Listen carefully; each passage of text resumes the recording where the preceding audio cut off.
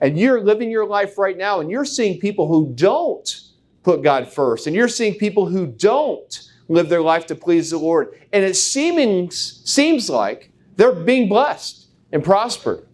They don't even think about tithing, and yet they get a raise. You see people that are with dating, terrible people, but they always seem to have dates all the time. You see all these things happen. You wonder, God, have you really let me down? So I'm going to ask you, are you disappointed at God or mad at God? Do you have a grudge against God? Do you feel like God owes you more?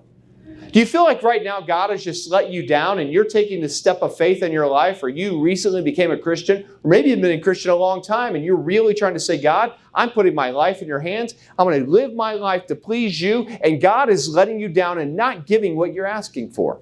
You're not seeing those blessings. You're not seeing those friendships. You're not seeing those dating relationships. You're not seeing that blessing of money. And you're not trying to be a multi-millionaire or retire at an early age. You're just trying to make ends meet. You're just trying to see God give through you even. You give in faith to someone else and you don't see God reciprocate like you want Him to.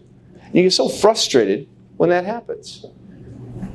So we're going to talk a story today. Some of you may be familiar with, some may not. And I'll try to go pretty quickly through it. Has three characters we're going to mention today: Elkanah, Hannah, and Peninnah. So you have these three characters. Elkanah is the husband. How many glad you're not named that, right? There you go. And you have Hannah, and then you have Peninnah. So you have these three. Elkanah was a man that decided he wanted to get married. So he decided to marry Hannah. And Hannah, of course, they were just blissfully happy. Good marriage, I'm sure. Everything's going smoothly. He loved Hannah, picked Hannah first, except for one problem. Hannah could not have a child. And it's a big deal today if a lady cannot have a child and wants to have a child. I know that's a big deal. But it was even more socially unacceptable if you could not have a child in these days. If you could not have a child in these days, in this culture, it was a big black mark. And you were a failure. And no one wanted you. And they couldn't understand what was wrong with you. God is judging you. And there was no sympathy. There was no empathy. It was just pretty much like, what is wrong with you? So that's what happened. Hannah could not have a child. And Hannah was a person that did love God. Hannah was the type of person that all of us would like our sons to marry and say, wow, that's a good girl. And then Elkanah was so desperate, he married Peninnah. Peninnah was the type of girl that, your mama told you about. She's like, stay away from that girl. All right, that's what she was doing. Now, some of you single guys in here, that's cool. Too wise. All you married guys are like, dear God, that would be a nightmare, all right? So, your perception will change once you get married. All right. But so Elkanah says, I have to have children. And I'm sure he tried to sell it to Hannah. Hannah, I love you, but I'm going to bring another woman in because, that's what I'm good about. Now, he just said, because I got to have a kid, right? It's a terrible situation. So, who do you think feels like a failure at this point? Hannah. Who do you think feels like, God, you've forgotten about me? Hannah. No, Hannah, because he pretty much went and said, I'm going to solve my own problem. And Hannah's like, well, I can't solve it. I have to trust the Lord. But Hannah, from all appearances here, really tried hard to please the Lord. Hannah was someone who gave her heart to God. It seems like Hannah was the type of person that many of us aspire to be. Trusting the Lord, having faith in the Lord, just saying, God, I want to be the type of person you want. God, I want to be a reflection of you. Seems like that's what Hannah was doing. And yet she's the one that God withheld a baby from. And Peninnah just waltzes in and has children. Does that seem fair to you? If you were Hannah, would you have a grudge against God? Would you start getting frustrated? Would you start thinking, God, that's not fair? And yet, I don't know your story. And maybe it's not as extreme as Hannah's story, but you have a story where you feel like God's forgotten about you. And you feel like you've been overlooked by God. And you're in a position where you look at other people that you feel like, God, I am not the best Christian. But I'm a better Christian than that person. And you're blessing them. Their life is easy. They coast through life and everything comes to them. And now look at what you're doing to me. I'm being judged harshly by you. God, you aren't coming through for me. And Hannah, I'm sure, had these moments of incredible frustration. She had to feel like a failure. She had to feel like, God, you have totally forgotten about me. And God, you don't even care. Now another woman's in the house, and Peninnah would throw shade at Hannah. She would try to make her feel bad, and she would sit there and razz her about it and tease her about it. But each year, Elkanah took the family to a place called Shiloh. This is where he'd go, and they'd go to the temple, and they would fulfill some certain religious obligations, and they would go there. It was a big deal religiously at this time in this culture. But Elkanah would take their family there. So, while they're there, one of those times, we'll pick it up in 1 Samuel 1, 6 and 7. And her adversary, this is talking about Hannah. Who do you think her adversary was? Peninnah. Her co-wife, or whatever you want to call that. Bad situation. Her adversary. Does that sound like a good home? Does that sound like the type of home or situation any of us would want to be in? No. Her adversary provoked her sore. All right? So she is incredibly mean and cruel. Hey, you loser. You can't have any children. Oh, I please my husband, right? All the things that would be mean and hurtful, she knew what to say and when to say them to make Hannah feel like a loser and totally rejected by God. For to make her fret. Depression, anger, jealousy. My guess is Hannah felt like so bad she would withdraw and went into deep depressions at times. And she would probably have time where she was angry at God because the Lord had shut up her womb. He would not let her have a child. And as he did year by year, when she went up to the house of the Lord, she provoked her. Therefore she wept and did not eat. Can you see what she is going through? Can you see the mental anguish and turmoil? This is not just one little physical thing that she had a tough time with. This is year after year. Let me be honest. Does this seem fair to you? It does not seem fair to me. But God does know best, and we have to trust that, even when it's difficult here. But you saw Peninnah right there, year after year. She provoked her, she wept and did not eat. So she was depressed, she did not eat, she could not eat, she probably could not sleep. She probably withdrew from other people, she probably had no meaningful relationships. She sat there and just wondered, God, why in the world are you doing this to me? So why in the world would God bless Peninnah with these children and not Hannah? And it's okay in your mind right now if you're saying, man, that does not seem fair. I agree with you. It does not seem fair. And my guess is you know someone, if you're not the person, that you're looking at some situation in your life saying, God, it's not fair. And you may have a case. In our human judgment, we may say, yeah, you're right. God is not fair in that position. Man, I can't believe you had a loved one die and pass away. Man, you lost your job because of that. Man, you had this tough thing happen. Man, you lost a child because of this. You have all these other people that don't even take care of their children. They neglect them, and God gives them another child, and He won't give us a child. Why in the world? How are these things fair? We can question God. And I'm sure there are many, many times where Hannah questioned God. What did Hannah do? She prayed, she believed, and she waited. She did what we're supposed to do but don't want to do.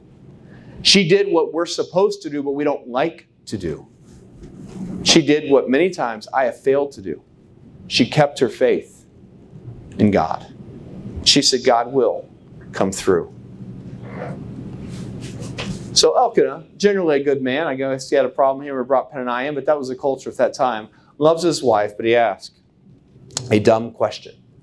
As he had to sit there and notice all these times where these two wives were arguing each other, and Peninnah is just so mean and cruel. So he's sitting there, so he walks up and asks her a really dumb question. Then said Elkanah, her husband, to her, Hannah, why are you weeping? Why are you crying? Okay, is that ever a good situation if you're a husband of someone, your wife's sitting there, she won't eat, she's crying day after day, hey, why are you crying? I mean, does that really sound sensitive and caring, compassion at that time? She already feels totally neglected by everyone, including God. Her husband pulled another woman and is having children with that woman, and she's totally being just trashed by this new wife. Hey, why are you crying? Well, go ahead and eat something, woman. All right, why are you crying? Get something to eat. He has no idea, no sensitivity to her burden that she is carrying. Why is your heart grieved? Am not I better to thee than 10 sons? All the women in here, I am cringing for Elkanah right now. That is one of the most insensitive things this guy could say. Why are you crying? Go ahead and get something. I'm better to you than 10 kids, right? She looked at him and said, not at all, right? She had all these responses in her head. Elkanah was insensitive, so even the person she had committed her life to didn't understand. No one did. Maybe you have a burden today you haven't even told anybody. And people want to help you. And they ask you an insensitive question. I don't think Elkanah is trying to be mean here. He just doesn't get it. And maybe you have a need, they just don't get it. You have a friend that's trying to help, you know what? You can tell they're trying, but they don't get it. They don't know how bad you hurt. They don't know your story. They don't know all that you're going through. They don't know how bad it hurt when you lost a loved one. They don't know how bad it hurt when you lost that relationship when you thought you were going to get married and now you don't know who you're going to marry. They don't know how bad it hurts when you have to go home alone. They don't know how bad it hurts when you lost a baby at some point, so maybe you didn't even tell everybody about it. They don't know the hurt. They don't know the continual day-by-day pain that you deal with. They don't know the struggle that you may have in relationships you have now. They don't know it. And they ask insensitive questions. And you have to just smile. Say, oh, thank you. Okay, I'll try to quit crying and get something to eat. And oh yeah, you're way better to me than 10 kids, right? You just didn't know. You're carrying the burden on your own. But Hannah, she had no one else to turn to. She unloaded on God. Let me give you permission. If you are someone who has a grudge against God, form in your heart. You have not my permission. You have God's permission to unload on Him. He wants you to do that. Hannah unloaded her heart to God, and probably in a pretty unkind, frustrated way. And sometimes people will not pray to God unless they use certain protocol. I have to do exactly right. Do I have to say the right words? And you feel that way, but you know what? You can speak to God any way you want. If you're having a really bad day, you know what? God has such broad shoulders. You can come to Him and be unkind and insensitive. God, what are you doing? I don't understand what you're doing. You can talk to God that way. And you know what He'll do? He'll listen. He'll try to comfort you. So when you feel you have no one to turn to, as Hannah had no one, she turned to the Lord. And she just emptied her heart and her soul to the Lord. Because she had no one else. Her husband didn't get it. The other wife in the house just treated her terribly. She had no children. She was looked down upon by everyone else in the community. There goes that woman. Yeah, look at her. She can't give her husband children. Can you believe that? Look at it. It's her fault. She had no one. It's going to skip or no? Let me see. You going to do it? Can you go forward one? There you go. Oh, there it is. I knew it was going to lag. All right, go back one if you can. Okay, so Hannah rose up after that eaten in Shiloh. So Hannah got up. Her husband told her to eat. So she sat down. After that eating, she didn't want to sit at that meal. Can you imagine that meal? Peninnah, her kids, Elkanah, who didn't get a clue what was going on, Hannah had to sit there by herself, probably with haughty stares from Peninnah, and try to eat. And after they had drunk, now Eli the priest sat upon a seat by the post of the temple of the Lord. So Eli was the preacher, the priest at that time. She was in bitterness of soul and prayed unto the Lord, and she wept sore. Her heart grieved so badly. She had no one to turn to. She went and she wept sore. She prayed to the Lord. She said, God, I can't take it anymore. God, I don't think it's fair. God, I have no clue what you're doing to me, but you are brutalizing me. God, you are just taking advantage. I don't get it. She probably said a whole lot of things that emptied her heart out to the Lord. A whole lot of feelings, a whole lot of emotions, a whole lot of frustrations that no one else could hear, but God heard them. Because God can handle your hurt. God understands your pain. And God would rather have you yell at Him than walk away from Him. Her choice was either to reject God and say, God, I'm out of here. God, you have not been fair to me. God, I have a grudge against you. I hate you. I'm done. Or she could pour her heart to God and continue her faith. And Hannah chose to say, I'm going to keep my faith in the Lord and pour my heart out to Him. And when she did that, something magical happened. They rose in the morning early, worshiped before the Lord, and returned and came to the house around, and they just went home. She thought that was it. I poured my heart out to the Lord. At least God heard me, but He's not going to do anything. She went home. She waited. But she found out that a waiting season, it'll come, isn't a wasted season. Some of you right now, no one gets you. You've poured your heart out to the Lord. Maybe you have an illness. Maybe you have a burden. Maybe you have a financial hardship. Maybe you can't get the right job. Maybe you can't find the right person to date. Maybe you're just in a position where nothing's going right. No one gets it. You can't solve all your problems. You are working hard. Hannah could not force herself to have a child. It was a position where she couldn't just go work harder and make it happen. She had to sit there and just let God work.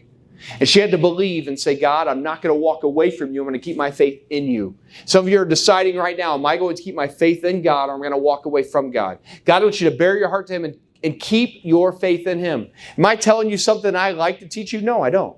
I don't understand why He did this to Hannah. I don't know why He put her through a waiting time. I don't know why He made her deal year after year with another woman that sat there and had children and made her feel so terribly. Peninnah could have been a friend to her and sympathized with her and at least comforted her through it, but she didn't. She was unbelievably unkind. Elkanah, her own husband, could have at least been empathetic with her and treated her kindly, but he was so distant. He's like, hey, what's wrong with you?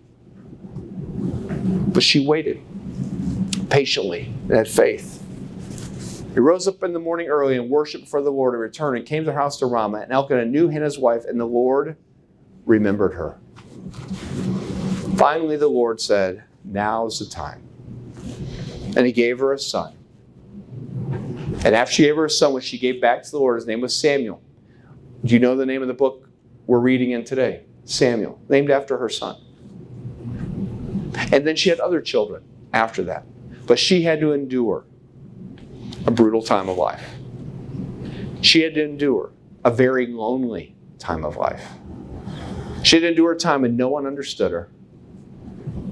People may have tried, but they didn't get it. But she kept her faith and didn't hold a grudge against the Lord. Some of you are there. Some that I wouldn't expect are probably there. And you're wondering, what can I do? Pour your heart to the Lord. You may be angry. You may be frustrated. You may say some unkind things to the Lord, but He'll take it. Because He'd rather you do that than to lose your faith and walk away from Him. God's delays are not necessarily God's denials. Just because you haven't had it yet does not mean you won't get it. Is this an encouraging news? I hope it is, but you know what? It's not easy news.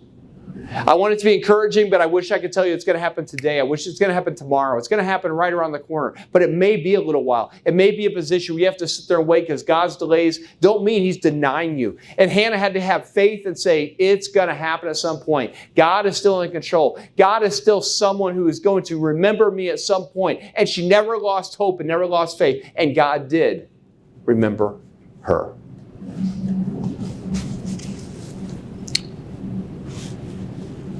So what do you have to say? I'm going to let go of the hurt, and I choose to still trust you.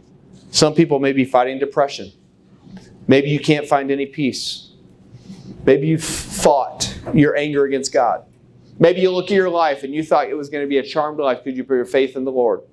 And you're seeing people who are ungodly, people who have no choice but just to kind of go through life, and they choose to reject God. And they seem to be blessed. They seem to be just gifted. They seem to have everything come so easily to them. But I think if you ask Hannah 30 years after this happened, she would say, I'm glad I waited. I'm glad I had faith. I'm glad I didn't walk away from the Lord without a choice. Again, many people in this room, your story is a challenge to me. I see people that have been through hardships that I have not been through. I've not been in your shoes. I can't question your faith. And you're here today. That challenges me. That inspires me. Some of you have been through really tough times. Some of you are going through a tough time right now. Some of you had to support broken dreams. Man, this is going to happen. You have all these ideas of what your life is going to be like, how this time of life is going to happen. And some of those dreams have been shattered and exploded into 1,000 pieces. And you've kept your faith in God. And you wonder, God, why? I cannot tell you why. We get to heaven, I hope we can find out why. But just because you're in a waiting season does not mean it's wasted. Because you had to put the pieces of your life back together. Because your hurt is there. Some of you may cry yourself to sleep at night. Some may sit there and feel alone. Some may feel like, what am I doing? You feel totally isolated. But you can pour your hearts to God at any point. He'd rather you bare your soul to Him than turn and walk from Him. So you have to choose to let go of the hurt and choose to still trust the Lord. This is not an easy lesson to teach. I don't teach this way as much because this is not as easy. And I don't even want to be hypocritical, and I don't want to go through a frustrating waiting season. There are times I do. To this degree of Hannah, no, I haven't. And I don't want to. But maybe you have a loved one that's struggling with their health. Maybe you're struggling with your health. Maybe someone very close to you is really struggling. Maybe your kids are struggling. Maybe your own relationship, maybe your job. There's so many areas that could be catastrophic to you. Don't walk away from the Lord. Keep your faith. Man, look at the story of Hannah. When I read this, I get angry. I get angry at her husband. I get angry at Peninnah. I get frustrated with all the people who didn't even try to help. If you're a person that needs help, reach out to someone. Let us try. God is the ultimate person you need to pour your heart out to, but you know what? There's a support group here that wants to help you. Don't try to do it on your own. That's why I'm saying if you need us to pray with you, we'll pray with you. If you need a partner to just say, you know what, 3 times a week I want to pray, let us know. If you need someone to just say, God, I need someone to vent with and a partner, let someone in this class help you. That's why we're here. We're a support group. We're a family. We want to be that for you.